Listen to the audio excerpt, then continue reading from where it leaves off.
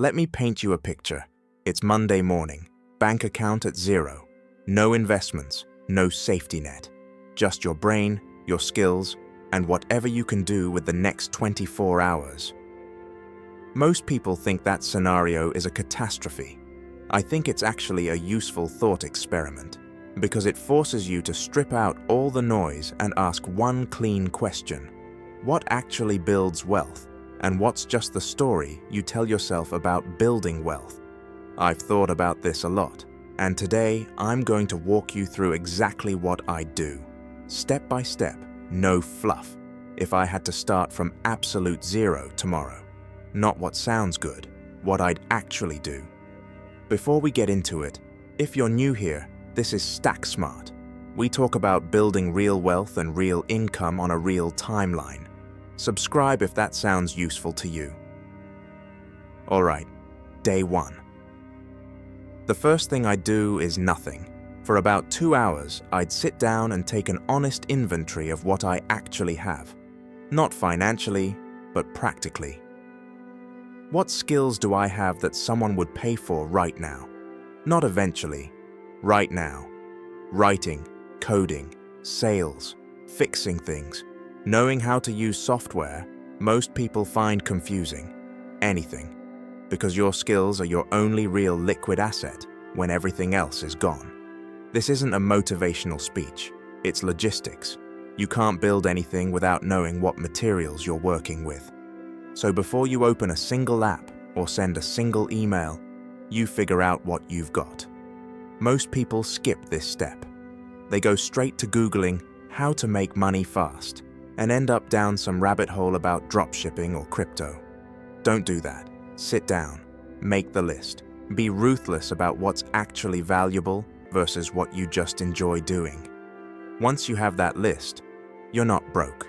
You're pre-revenue. Step 2. Generate cash within the first 7 days.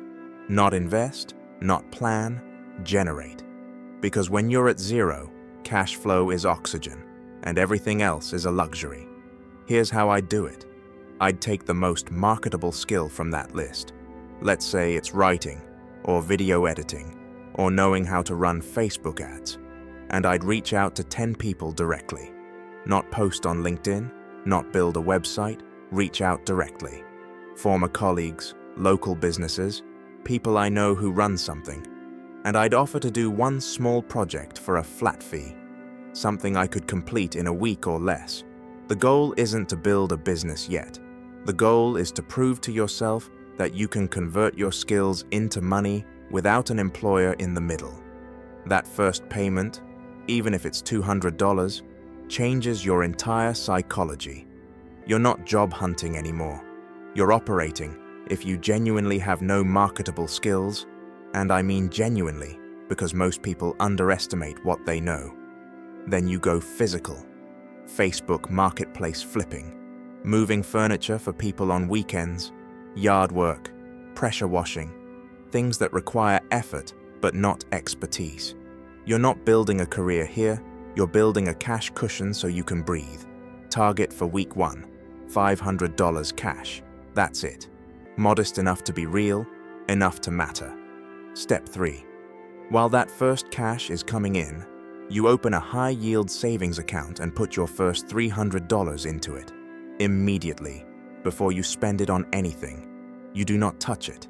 That's your foundation. That's the line between being at zero and being above zero. This sounds stupidly simple, and it is. But the discipline of separating money before you have a chance to spend it is a habit worth more than any investment strategy you'll read about later. You're not building an emergency fund yet. You're building the muscle of paying yourself first. That muscle carries you for the rest of your financial life, week 2 and beyond. Now you start thinking in systems, not just survival. The freelance work or hustle from week 1, you don't drop it. You systematize it. You get a second client or a repeat customer. You figure out what's working and you do more of it. You're not trying to build an empire yet. You're trying to build something predictable. Even $1,000 a month outside your main income changes your options completely. Here's something most people get backwards.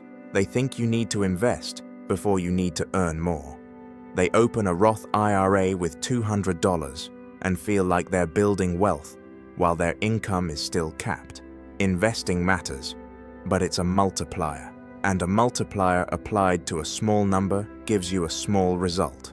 The leverage early on is in growing what comes in, not just managing what stays. So in month 1, you're earning, you're stacking cash, you're not spending on anything that doesn't help you earn more. Month 2, now you start the investment layer. You open a Roth IRA if you don't have one.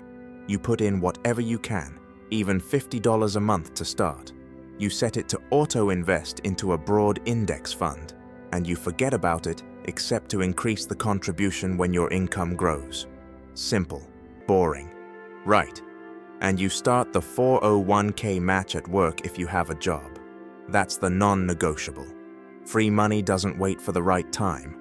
Month 3 and beyond, you're thinking about the second income stream, not just the hustle, but something that can scale without requiring all of your hours. A skill-based service you can charge more for. Content that builds an audience, a small productized service. Something. Here's the truth about starting from zero. The first 90 days are hard because everything is manual and nothing compounds yet. But somewhere around month 3 or 4, if you've been consistent, you start to feel it. The math starting to work in your direction instead of against you. That feeling is compounding. Financial, yes, but also psychological. You start making better decisions because you feel like someone who makes good decisions. Identity follows behavior. You act your way into a new financial reality before you think your way into one.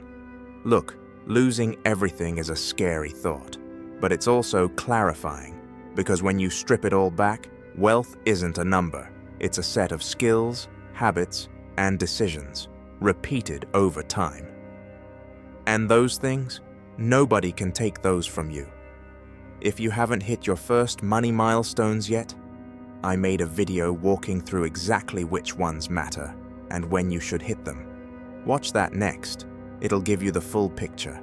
Subscribe if you're building. New video every week. Let's get it.